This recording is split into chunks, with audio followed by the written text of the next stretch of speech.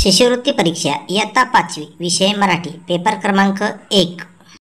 आज आपण अभ्यासणार आहोत क्रियापद व क्रियापदाचे प्रकार।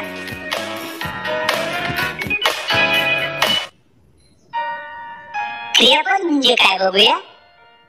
वाक्याचा अर्थ पूर्ण करणाऱ्या क्रियावाचक शब्दाला क्रियापद असे म्हणतात। क्रियापदावरील काही उदाहरण अभ्यासूया। उदाहरणार्थ गणेश अभ्यास करतो। गणेश अभ्यास करतो या वाक्यामध्ये क्रियावाचक शब्द कोणता आहे? करतो। अगदी बरोबर, क्रियावाचक शब्दालाच क्रियापद असे म्हणतात, म्हणून करतो हे क्रियापद आहे। पुढील वाक्य बघूया। सोळा पुस्तक वाचते या वाक्यामध्ये क्रियावाचक शब्द कोणता? वाचते। अगदी बरोबर, म्हणून वाचते हे क्रियापद आहे। चला क्रियापदाचे प्रकार बघूया। सकर्मक क्रियापद, आकर्मक क्रियापद, संयुक्त क्रियापद, सहाय्यक क्रियापद, द्विकर्मक क्रियापद, उभयविध क्रियापद, अपूर्ण विधान क्रियापद, सिद्ध क्रियापद, साधित क्रियापद, प्रयोजक क्रियापद, शक्य क्रियापद, गौण किंवा अनियमित क्रियापद आणि शेवटचा प्रकार आहे भावकर्तृक क्रियापद। क्रियापदाचे एकूण 13 प्रकार आहेत।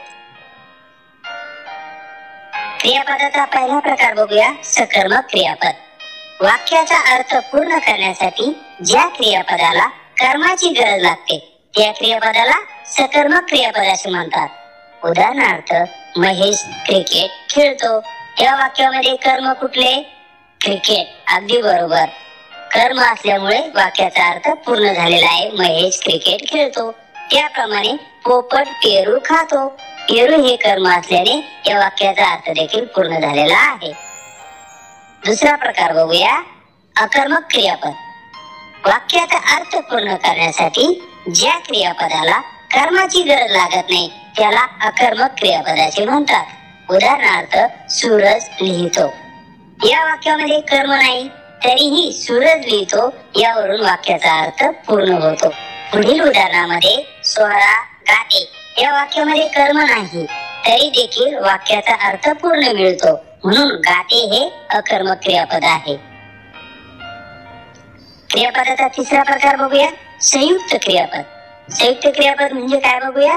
वाक्याचा अर्थ पूर्ण करण्यासाठी जे क्रियापद धातू साधिताला सहकार्य करते त्या क्रियापदाला संयुक्त क्रियापद असे म्हणतात। उदाहरणार्थ सूरज लिहू लागला या वाक्यामध्ये क्रियापद आहे लागला आणि लिहू हे धातू साधित आहे।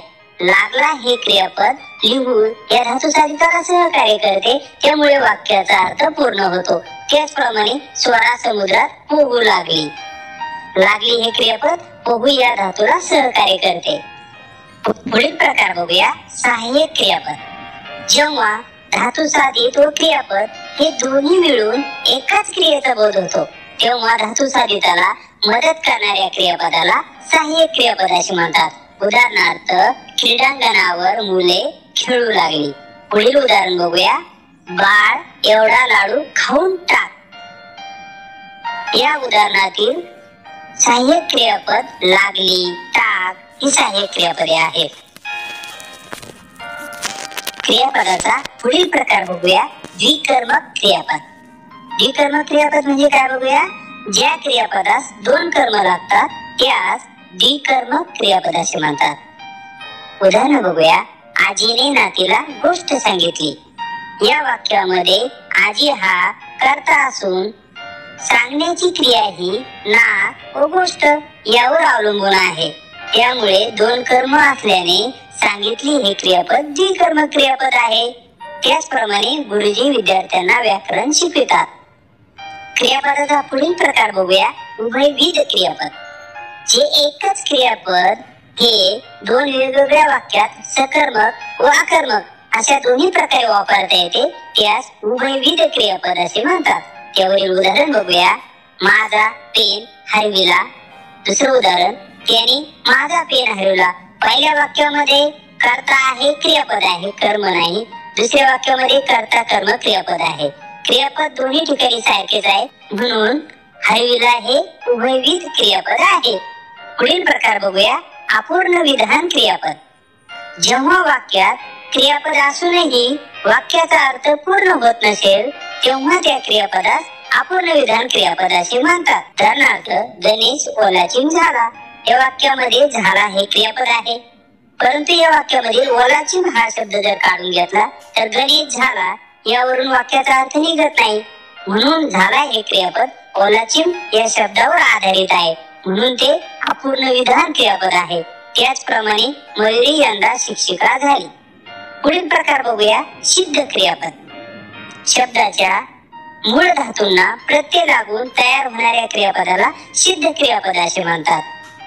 उदाहरणार्थ, गणेश सकाळी लवकर उठतो. या उदाहरणातील उठ या धातूला तो हा प्रत्यय लागून उठतो हे सिद्ध क्रियापद तयार झालेला आहे. त्याचप्रमाणे सूर्य पूर्वेस उगवतो, उगवतो हे देखील सिद्ध क्रियापद आहे.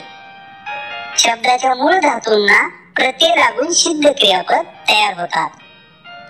क्रियापदाचा पुढील प्रकार बघूया, साधित क्रियापद. विविध जातीच्या शब्दांपासून तयार होणाऱ्या धातूंना साधित धातू असे म्हणतात व अशा साधित धातूंना प्रत्यय लागून तयार होणाऱ्या क्रियापदांना साधित क्रियापद असे म्हणतात. यावरील उदाहरण बघूया, तो संगणक हाताळतो. हाताळणे हा धातू आहे, याला प्रत्यय लागून हाताळतो हे साधित क्रियापद तयार झालेला आहे. त्याचप्रमाणे माझे डोळे पाणावले. या वाक्यामध्ये पाणावले हे क्रियापद आहे, त्याचा मूळ धातू आहे पाणावणे, त्याला प्रत्यय लागून पाणावले हा साधित क्रियापद हे तयार झालेलं आहे. साधित क्रियापद हे मूळ धातूंना प्रत्यय लागून तयार होत असते. क्रियापदाचा पुढील प्रकार बघूया, प्रयोजक क्रियापद. प्रयोजक क्रियापद म्हणजे काय बघूया, जेव्हा करता ती क्रिया स्वतः करीत नाही, दुसऱ्याला कोणाला तरी करावयास लावित आहे असा अर्थ व्यक्त होतो तेव्हा त्या क्रियापदास प्रयोजक क्रियापद असे म्हणतात. उदाहरणार्थ, आई मुलांना खेळविते, सूरज बैलांना पळवितो. या ठिकाणी आई करताय, ती मुलांना खेळविण्याची कृती करायला लावत आहे असे दिसते, म्हणून खेळविते हे प्रयोजक क्रियापद आहे. क्रियापदाचा पुढील प्रकार बघूया, शक्य क्रियापद. जे साधित धातू कर्त्याला ती क्रिया करण्याची शक्यता किंवा सामर्थ्य आहे असे दाखवितात त्यांना प्रत्यय लावून जी क्रियापदे तयार होतात त्यांना शक्य क्रियापदे असे म्हणतात. उदाहरणार्थ बघूया, महेशला दररोज व्यायाम करवते.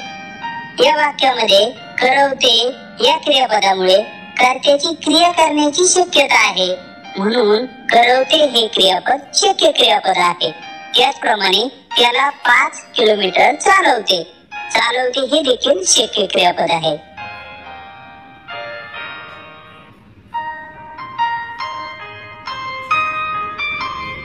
क्रियापदाचा पुढील प्रकार बघूया, अनियमित किंवा गौण क्रियापद.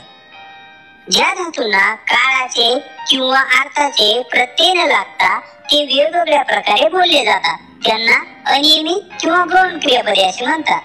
उदाहरणार्थ बघूया, माझ्याकडे पहा. पुढील उदाहरण, गणेश जवळ 50 रुपये आहे. या वाक्यामध्ये पहा, आहे ही क्रियापदे गौण क्रियापदे आहेत, त्यांना काळाचे किंवा अर्थाचे प्रत्यय लागलेले नाहीत. क्रियापदाचा शेवटचा प्रकार बघूया, भावकर्तृक क्रियापद. जेव्हा वाक्यातील क्रियापदाचा मूळ अर्थ किंवा भाव हा त्याचा कर्ता मानावा लागतो अशा क्रियापदांना भावकर्तृक क्रियापदे असे म्हणतात. उदाहरणार्थ, आज लवकरच उजाडले, प्रवासामुळे खूप मळमळले. यावरील दोन्ही वाक्यामध्ये उजाडले, मळमळले ही क्रियापदे आहेत. या क्रियापदाने दर्शवलेली जी क्रिया आहे ती कोणी घडून आणले याचा आपणास बोध होत नाही, म्हणून या वाक्यामध्ये कर्ता दिसत नाही. क्रियापदच हे कर्ता आहे असे आपणास भास होतो, म्हणून ही भावकर्तृक क्रियापदे आहेत. खालील वाक्यातील क्रियापदाचे योग्य प्रकार ओळखा. गणेश मैदानावर खेळू लागला. खेळू लागला कुठलं क्रियापद आहे? संयुक्त क्रियापद. अगदी बरोबर. उन्हामुळे खूप मळमळले. मळमळले हे कुठलं क्रियापद आहे? भावकर्तृक क्रियापद. अगदी बरोबर. मुलांनी खोटे बोलू नये.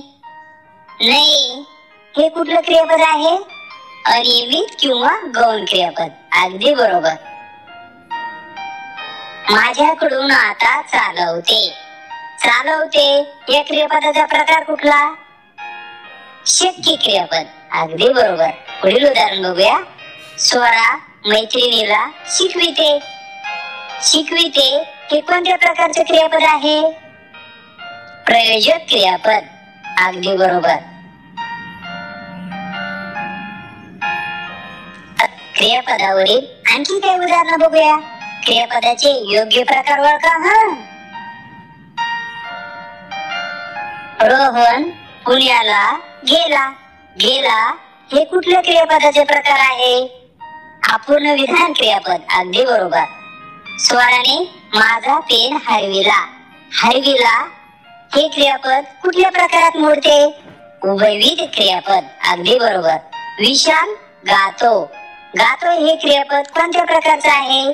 अकर्मक क्रियापद. अगदी बरोबर. मी आंबा खातो. या ठिकाणी खातो हे क्रियापद कोणत्या प्रकारचे आहे? सकर्मक क्रियापद. अगदी बरोबर. मी संगणक हाताळतो. हाताळतो हे क्रियापद कोणत्या प्रकारात येते? सिद्ध क्रियापद. अगदी बरोबर. या ठिकाणी आपण क्रियापदाचे सर्व प्रकार अभ्यासलेले आहेत.